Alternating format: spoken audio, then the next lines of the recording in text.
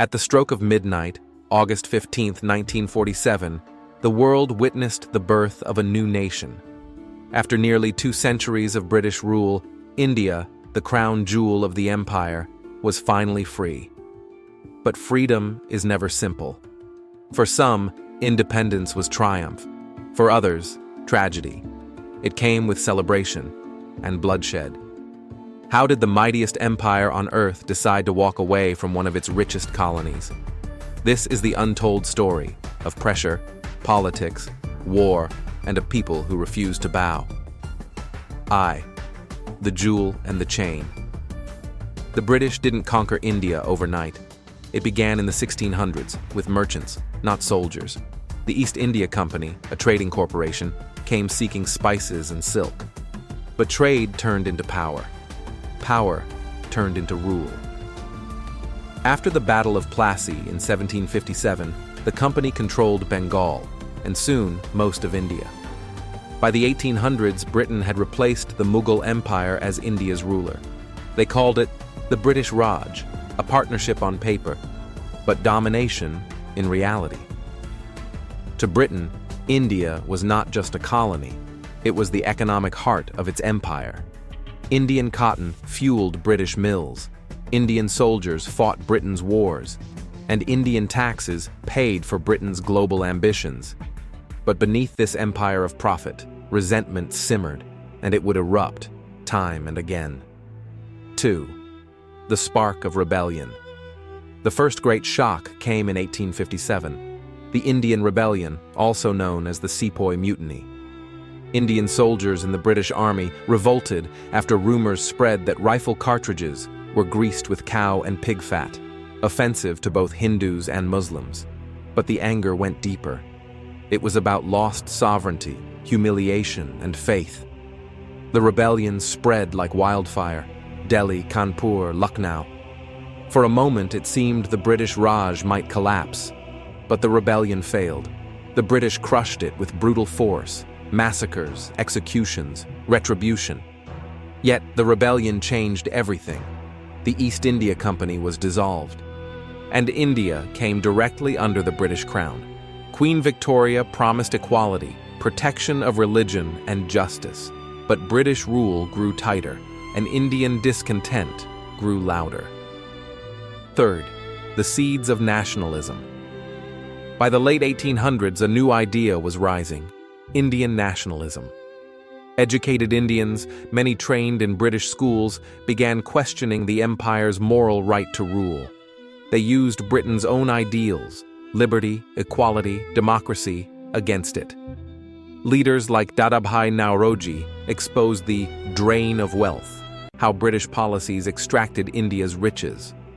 Others like Bal Gangadhar Tilak declared, "Swaraj is my birthright, and I shall have it." The Indian National Congress was born, first as a forum for discussion, then as a movement for self-rule. To the British, it seemed manageable, an educated elite asking politely for reform. But by the early 20th century, that patience was over. 4. The turning point, World War I. When World War I began in 1914, over 1 million Indians fought for the British Empire. They died in Europe, Africa, and the Middle East, believing their loyalty would earn freedom. But after the war, promises were broken. Instead of reform, came repression.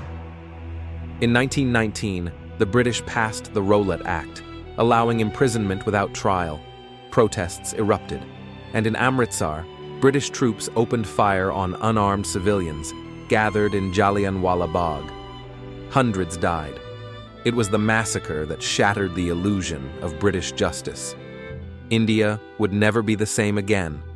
V. Gandhi, the spirit of resistance. Out of that outrage rose a new kind of leader, Mohandas Karamchand Gandhi. He did not come with armies or violence. He came with truth, simplicity, and an unshakable belief in moral power.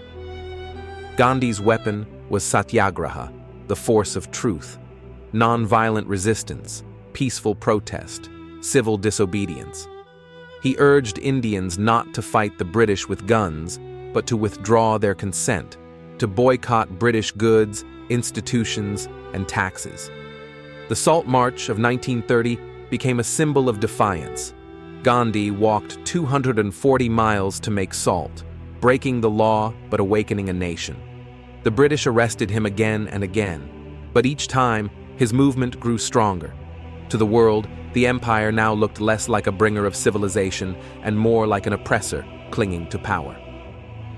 6. The fire of World War II. By the time World War II began in 1939, Britain was again at war, but this time the empire's foundations were cracking.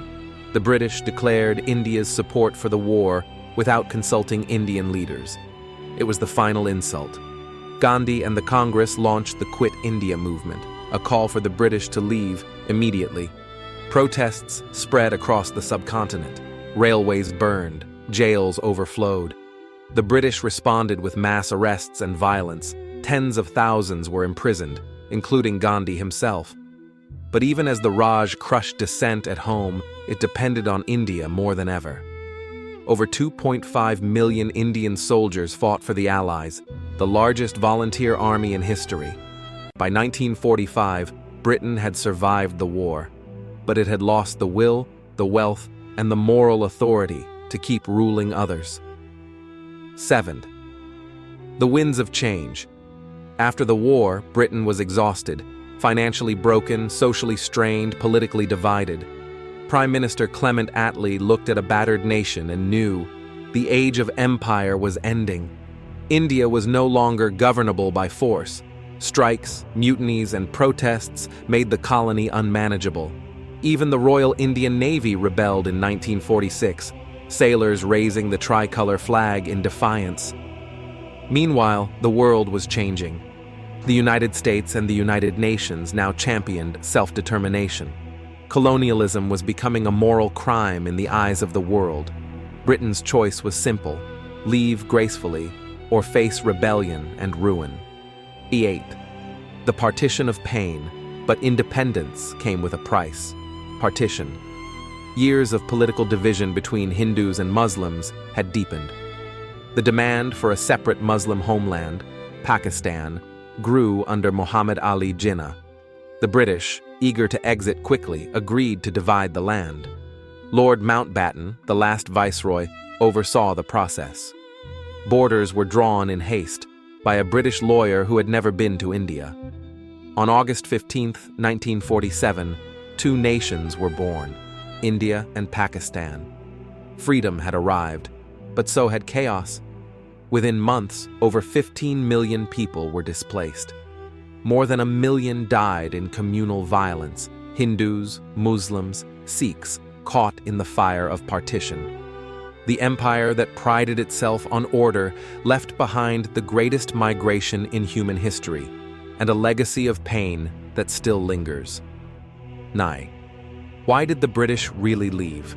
So why did the British finally decide to grant India independence? It was not one reason, but many. Converging forces. Economic exhaustion.